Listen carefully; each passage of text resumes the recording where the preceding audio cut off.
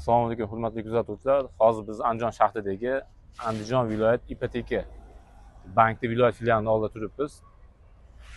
Hozir opamiz murojaati bor ekan. Murojaatni eshitib, kommentariyada fikr izohlaringizni qoldirib ketishlaringizni iltimos qilasiz. Hurmatli kuzatuvchilar, hozir opa assalomu alaykum. Assalomu alaykum. Yaxshimisiz? Rahmat o'zingizga. Qanaqa murojaat bor edi opa?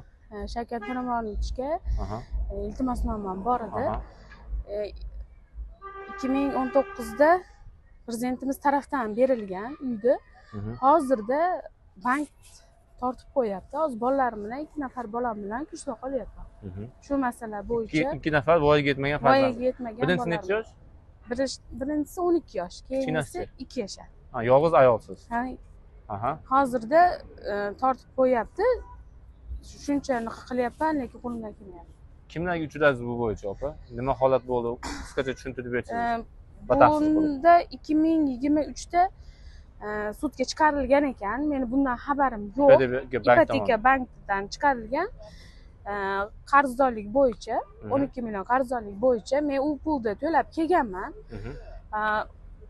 Kredit to'lab keldim.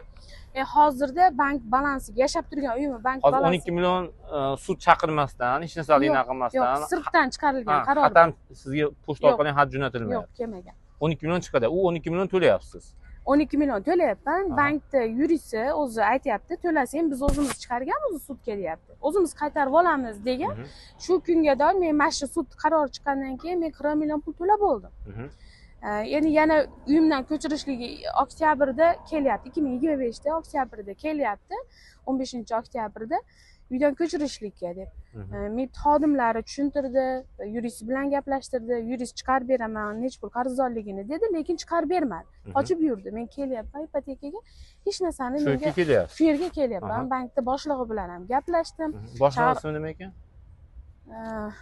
Ismini hozir aniq bilmayman. Ha, gapiravering. Aniq bilmayman, lekin boshlig'i o'zi shahar hokimiga uchradim, Elyor akaga uchradim. Shahar hokimi aytdiki, hal qilib berasiz dedi. Men bu yerda hisob-kitob qilib, meni hujjatlarimni chiqarib berishini iltimos qilgandan keyin ham menga qog'oz chiqarib bermayapti. Hozirgi kunda shahar hokimiga uchraganingiz bo'yicha asosingiz bormi? Borib uchraganingiz bo'yicha. Ha, bor. Qanaqa asos bor?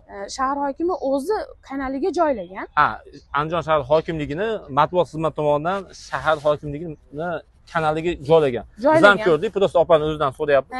2025-yil noyabr oyida joylagan. Noyabr oyida chiqqan. Muammo hal oldi, joyida hal oldi deb joylagan. Buni efirga ham uzatib ketamiz.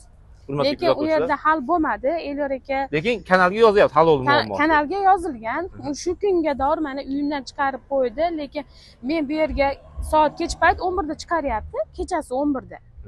Xodimlar, MIT xodimlari, poni tashkilotlar chiqarib yuboryapti ikkita go'dagim bilan. Ertasi kuni men telefonimni olishim kerak, hamma hujjatlarimni olishim kerak. Raisga o'zimizni mahalla yuksalish MFAga chiqyapman, murojaat qilyapman. Aka, meni narsalarim qoldi. Bank yuristiga telefon qildi. Menda emas kalit dedi. Nimaga telefon qildi? MIT xodimiga telefon qildi. Ular ham bizda emas kalit qildi. Keyin oxiri ilojim yo'q. Men narsalarimni olishga bitta bolam yalang'och holatda chiqib ketgan uydan. Shu holatda qishda paytida. Shu bilan men uyga kirdim, hujjatlarimni oldim, shaharga uchradim. Shahar bu yoqqa uyni sotmaysan, unga doir uyimni sotib olgan. Birinchi odamga uyda boshqa to'lov 27 million 800 mingga sotgan. Shahar hokimi matbuot xizmati ishi hal oldi deyapti, lekin ash paytda uyni sotib olgan. Sotilib bo'lgan. Endi u odam 15 kun ichida olmasa, unga doir birinchi qarorni bekor qilib kelsin bu qiz dedi. Birinchi qaror bekor qilingandan keyin yana ish qayta ko'rilganda meni xodimlarim borib sizga yengillik qilib beradi, siz bilan murosa qilib sizni grafikka tushirib qo'yamiz dedi. Kim? Shahar hokimi nima? Ipoteka bankda boshlig'i. Viloyat boshlig'i. Ha, viloyat boshlig'i. Xo'p dedim. Men bu ishni sudga berib 11 million davlat bojini to'lab bersangiz dedi. Keyin ishingizni ko'rib chiqamiz dedi. Kim? Nimada? Sud raisi. Sud raisi. Iltimos qildim. Qaysi fuqarolik ishlar bo'yicha Andijon tumanida sud raisi. Fuqarolik ishlar bo'yicha. U yerda 11 million to'latyaptimi sizga? Yoki ayolga? To'laysan dedi. Keyin ko'raman. Chunki 2023da o'tilgan bu dedi. Muddati o'tib ketgan bu. Men iltimos qildim, chunki bu holat bo'yicha men pulni to'lab kelganman. Men qarang aka, men bankka kelaman-da, kredit to'layman desam, pul olmaydi qo'limdan, lekin kartamdan tortib olyapti. Plastik kartangizdan olib plastik kartadan, men ishlamayman, chevarchilik qilaman. Bola pulimni tortyapti. 530 ming bola pulimni tortadi. Men kelib mana bola pulimni torting desam, bankdan ko'tarib kel deydi. Bankdan Xalq bankidan qog'ozini chiqartirib, mana tortyapsan Hozir kreditga. ipoteka bank o'zi tortib olib, o'zi qog'oz chiqarib ketyapti. Ha? Qaydan tushirganligi biz tortmadik deyapti. Tortib olib kelib ko'rsatyapman. Endi tortishda qarzdorligingizni 0 qilib qo'yish kerak u deyapti. Lekin naqd pul to'laymansiz, unashmayapti. Yo'q, uni olmaydi. Uy sotilib ketgani hisoblaydi, lekin uy sotilib ketgani sizga aytishmaydi. Yo'q, aytmadi. Ikkinchi marta bu sud qarori chiqdi. Mana bekor qiladigan paytda men sudlashib yurgan paytimda yana boshqa odamga sotib yuborgan. Ikkita odamga sotyapti. Sotildi. U odam hozirgi kunda ham mana hozir meni ko'chirishlikka o'sha chiqarib sudga berilgan. Hozir suhbatimiz davomida ikkita ma'lumot ko'rsatdi. Shahar hokimining shu noyabr oyida chiqadigan matbuotini. To'g'rimi?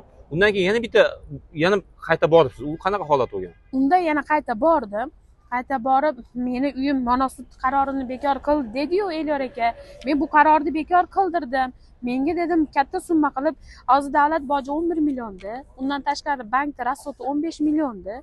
Yana undan tashqari qarz muddatdan o'tib ketgan qarzdorligimni 94 millionda bir kun ichida to'laysan deyapti. Bir kun ichida to'laysan, yana kreditga to'lamayman ekan uni. Omonatga qo'yasan, uyingni qaytarib olsak, 100% emas, 80% qaytarish naqasi yo'q, 20% yutib chiqsang ashunda ham. Bo'lmasam uysiz qolasan deyapti. Menda uncha pul yo'q. Yana shahar hokimiga bordingizmi? Shahar hokimiga borsam, shahar hokimi Elyor aka, meni qo'limdan hech narsa kelmaydi, endi bank qilmasa menda nima ayb deyapti. Bo'lmasa matbuot xizmatiga yozyapti, ishini hal qildik. Shuni aytyapman, meni yozyapsiz, chiqaryapsiz, qayerda bo'lsam men hal qilib beraman deb turib, meni ishimni hal qiling. Men sizga uchradim, shahar hokimiga uchragandan keyin uyni sotmaysan degandan keyin ham sotib yubordi Elyor aka desam, endi bank qilyapti-yu u narsani. Menda nima ayb? Men qo'limdan kelmayapti, hal qila olmayapman deyapti. Shahar hokimi, hurmatli mas'ullar, ish hal qila olmaydigan bo'lsa, kim hal qiladi ekan bilmayman. Yo hal qiladigan yangi shahar hokimi kerakmi? Fikrlarni, izohlarni qoldirib berishinglar so'raymiz. Biz bilmaymiz endi. Fikrdan kelib chiqib bitta murojaatchini hal qila olmaydigan bo'lsa, hal qila olmasa, hal qilaman. Nima uchun bo'lsa, matbuot xizmati tomonidan murojaat hal oldi, nazoratga oldik deb yozyapti. Aytamiz. Davom Shu masala bo'yicha menga prezidentimiz yordam berishini so'rayman, hujjatini taraflaman. Yana men hozir ikkita bolam bilan hozir bu yerda grafik bo'yicha chiqaryapti, 140 million pul to'laganman aka.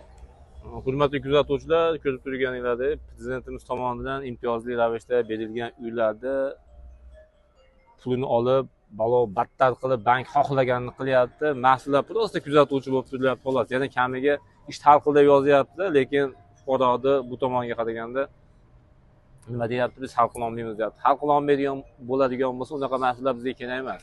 Hal qiladigan mas'ullar kerak. Lekin shu ishni hal qilmasdan hal qili degani uchun shahar hokimimizga alohida respekt, rahmat katta sizga. Oliyjanob ajoyib insonsiz ekan. Viloyat ipoteka bank mas'ullariga alohida rahmat. Qish kunida chiqarib yuborganidan uyiga alohida rahmat. Hammaga rahmat aytamiz. Hurmatli Shavkat Miromonovich, iltimos sizdan umidimiz sizdan. Avvalo Allohdan sizdan umid qilib so'raymiz. Murojaatini qonuniy tartibda ijobiy hal qilib beringlar. Viloyatda bormi, kimdir qoldimi, muammoni o'rganib ijobiy hal qiladigan, shuni izohlarni qoldirib ketinglar, opa. Iltimos qilib so'rayman, shu ishim hal bo'lishini prezidentimizdan.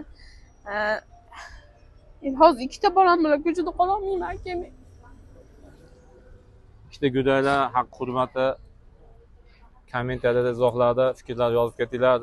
Insofsiz, insofli mas'ullarga ish hal qilmasdan hal qildi deb yo'g'iradiganlarga alohida rahmatimizni yozib ketinglar.